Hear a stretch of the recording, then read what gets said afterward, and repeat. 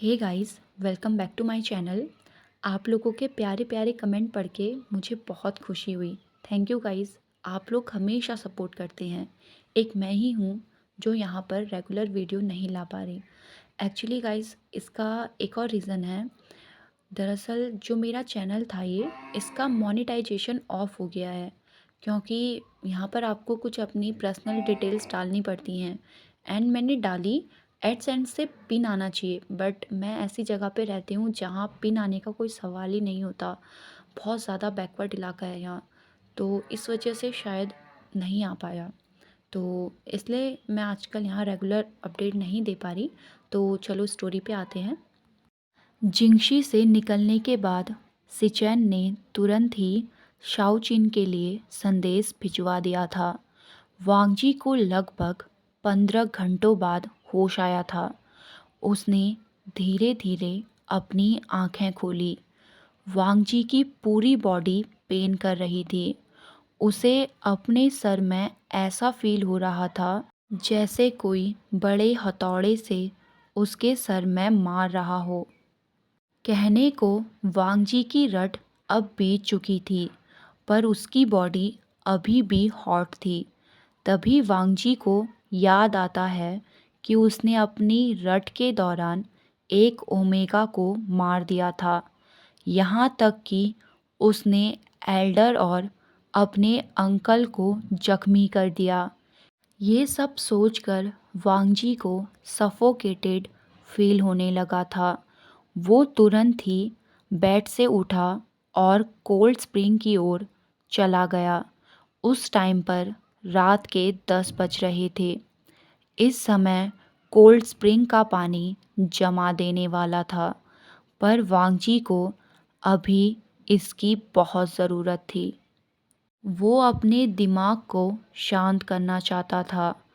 Cold spring में पहुंचने के बाद उसने अपने आउटर रोब निकाले और नीटली फोल्ड करके पास के एक बड़े से पत्थर में रख दिए। अभी वो अपने इनर रोब्स में था। वो सीधे कोल्ड स्प्रिंग में जाकर बैठ जाता है। वांगजी ने एक गहरी सांस ली और आसमान की ओर देखने लगा। अभी फुल मून होने में लगभग 5 दिन बाकी थे, लेकिन चाँद की रोशनी पूरे कोल्ड स्प्रिंग में बिखरी हुई थी, जिससे कोल्ड स्प्रिंग का पानी पर्ल की तरह चमक रहा था। उस टाइम पर वांगजी की आंखों में खालीपन था। वो सालों से किसी का इंतज़ार कर रहा है, पर किसका और क्यों, ये वो भी नहीं जानता। वो अपने ख्यालों में ही खोया था। तभी पीछे से आवाज़ आती है, सब ठीक हो जाएगा। वांगजी ने पलट कर नहीं देखा, क्योंकि वो इस आवाज़ को जानता है। ये उस पर्सन की आवाज़ है जो हमेशा उसे ये विश्वास दिलाता है कि वो अकेला नहीं है, कोई और भी है जो उसके साथ खड़ा है। ये आवाज़ लैन सिचेन की थी। वो भी वांगजी के साथ कोल्ड स्प्रिंग में आकर बैठ गए। कुछ देर तक वो दोनों साइलेंट बैठे हुए थे। तभी लैन सिचेन पूछते हैं, तुम ठीक हो ना? इस बात पर वांगजी ने नोट किया। हालांकि वो सोच रहा था कि वो कैसे ठीक हो सकता है। उसने एक ओमेगा को मार डाला, अपने एल्डर्स और अंकल को हर्ट किया। लैन सिचेन वांगजी की खामोशी समझते हैं। वांगजी बचपन से ही ऐसा है, उसे अपनी फीलिंग्स बताना नहीं आता। शायद इसलिए आज तक वो अकेला है। तभी लैन सिचेन कहते हैं, वांगजी, कुछ दिनों में यहाँ साओचैन आने वाले हैं। सुना है वो बहुत बड़े फ्यूचर टेलर हैं। मुझे और अंकल को लगता है वो तुम्हारे ओमेगा को ढूंढने में हमारी मदद कर सकते हैं। इतना कहकर वो एक सॉफ्ट स्माइल करते हैं। वांगजी की नज़रें अभी भी चाँद पर थी, जो ब्राइट चमक रहा था। तभी वांगजी कड़वी मुस्कान के साथ कहता है, सच में ब्रदर, मेरा ओमेगा? आप भी ऐसा कहेंगे? मुझे इस बात की उम्मीद नहीं थी। वांगजी के इस बात पर लैन सिचेन उसे कंफ्यूज होकर देखने लगे। तभी वांगजी कहता है, आपको पता है, अपनी रट के दौरान मैं एक ऐसी सेंट की क्रेविंग करता हूँ जो इस दुनिया में है ही नहीं। मेरे अंदर के डिज़ायर बढ़ जाते हैं जो मेरे कंट्रोल में नहीं होते। मुझे उस टाइम ऐसा फील होता है जैसे मैं कोई जानवर हूँ। मुझे खुद पर घिन आती है और आप चाहते हैं मैं इस भूख को प्यार का नाम दूँ? वो पर्सन जो सिर्फ मेरी बॉडी की ज़रूरत को पूरा करेगा, क्या मैं उसे अपना सोलमेट मान लूँ? ये तो गलत है ना ब्रदर। सिचेन वांगजी को समझाने के लिए कुछ कहते। वांगजी उनकी बात को बीच में काटते हुए कहता है, आप तो मैंग्याओ से प्यार करते थे ना, लेकिन आपका बर्थ मार्क जिनशुआन के गले में था और आपको मजबूरन उससे शादी करनी पड़ी। तो अब आप बताइए, क्या आप जिनशुआन को अपना सोलमेट मानते हैं? सिचेन ने प्रोटेस्ट करते हुए कहा, वो मेरा ओमेगा है। हालांकि वो भी जानते थे कि वांगजी सही कह रहा है।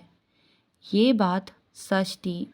एक टाइम था जब सिचेन ऐसी दुनिया का सपना देखा करते थे जहां लोग उस इंसान से शादी कर पाएं जिनसे वो प्यार करते हैं, जिनके साथ वो अपनी ज़िंदगी बिताना चाहते हैं, ना कि उस अजनबी के साथ जिनका सिर्फ बर्थ मार्क उनसे मिलता है, भावनाएं नहीं। लोग कहते हैं सपने कभी पूरे नहीं होते, और अब सिचेन इस बात को जानते हैं। उन्हें आज भी वो पल याद है जब मैंग्याओ की शादी वेंचाओ से हुई थी।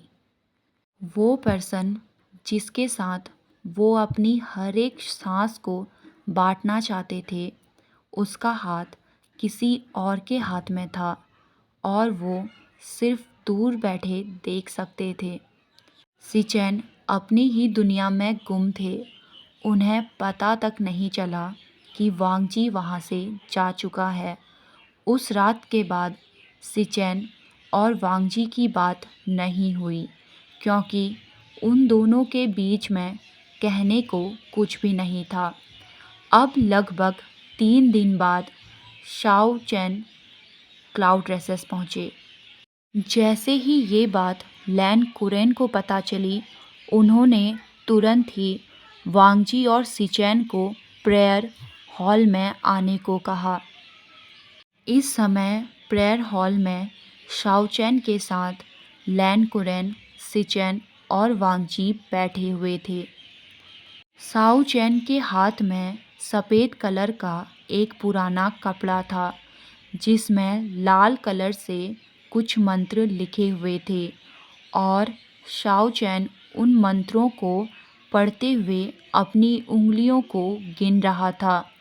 लगभग आधे घंटे तक अपनी उंगलियों को गिनने के बाद शाओचैन एक सॉफ्ट स्माइल और जेंटल वॉइस में कहते हैं, क्या मैं सेकंड मास्टर लैन का बर्थ मार्क देख सकता हूँ? शाओचैन की इस बात पे प्रेयर हॉल में सन्नाटा छा गया था।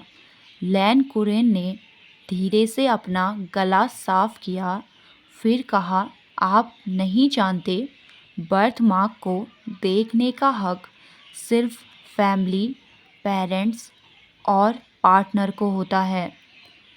शाओचैन स्माइल करता है और अपने पीछे खड़े हुए 2 शिष्यों को बाहर जाने का इशारा करता है।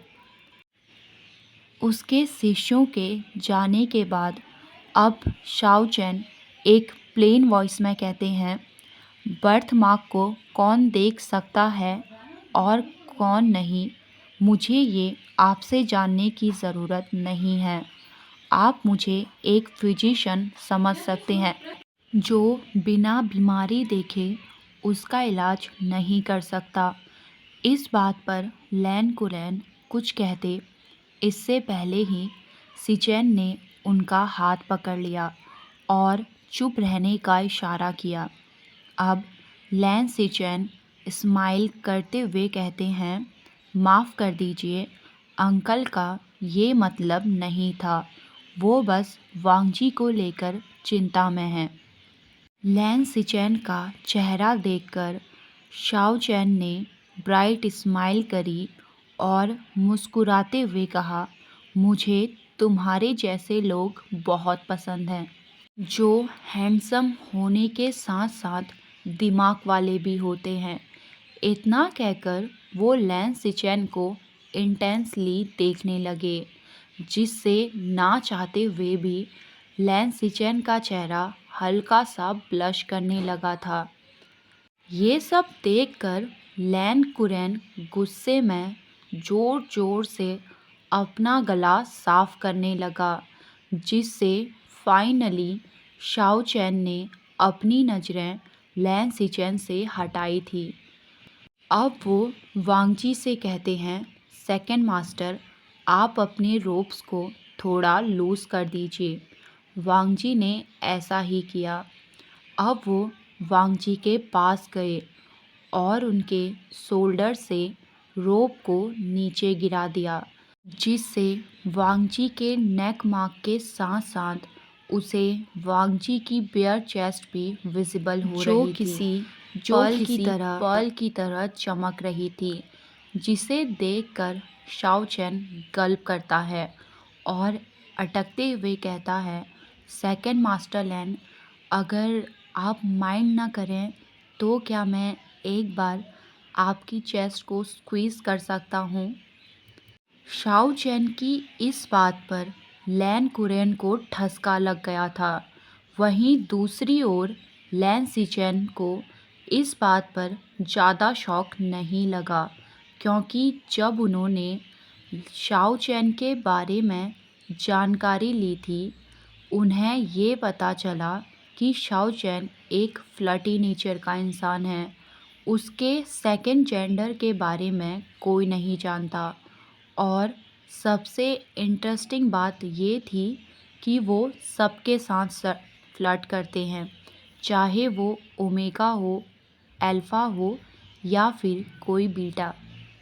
सिचेन ने ये बात कुरैन को इसलिए नहीं बताई थी क्योंकि वो जानते थे कुरैन को पता चला तो वो शाओ चैन की मदद लेने से साफ मना कर देंगे, क्योंकि लैन कुरैन क्लाउड रेसेस के अंदर किसी भी अनरूली बिहेवियर को बर्दाश्त नहीं कर सकते। वहीं दूसरी ओर वांगजी शाओ चैन को गुस्से में घूरने लगा, जिसे देखकर शाओ चैन हंसते हुए कहता है, लगता है आप नाराज़ हो गए, मैं तो बस मजाक कर रहा था। पर वांगजी तो वांगजी है, वो फिर भी अपनी ब्लड शूट आइज से उसकी ओर ग्लेयर करने लगा। तभी माहौल को थोड़ा ठंडा करने के लिए लैन सिचेन बीच में कहते हैं, तो वांगजी के बर्थ मार्क से आपका क्या ख्याल है, जिसे सुनकर शाओ चैन जल्द ही रिस्पॉन्स करता है, ओह हाँ, मैं देखकर बताता हूँ। उन्होंने वांगजी के शोल्डर में अपना एक हाथ रखा, वहीं उनका दूसरा हाथ वांगजी के हेड में था। वांगजी के नेक मार्क को देखते ही उसका चेहरा उतर गया। उसके चेहरे के एक्सप्रेशन चेंज हो गए थे, जिसे देखकर लैंस थोड़ा सा चिंता में आ गए। ओके गाइस, आज के लिए बस इतना ही। आई होप आपको आज का पार्ट पसंद आया होगा। ओके गाइस, आप मुझे कमेंट करके ज़रूर बताना कि आप ये स्टोरी कौन से स्टेट से देख रहे हैं। Bye bye, take care guys.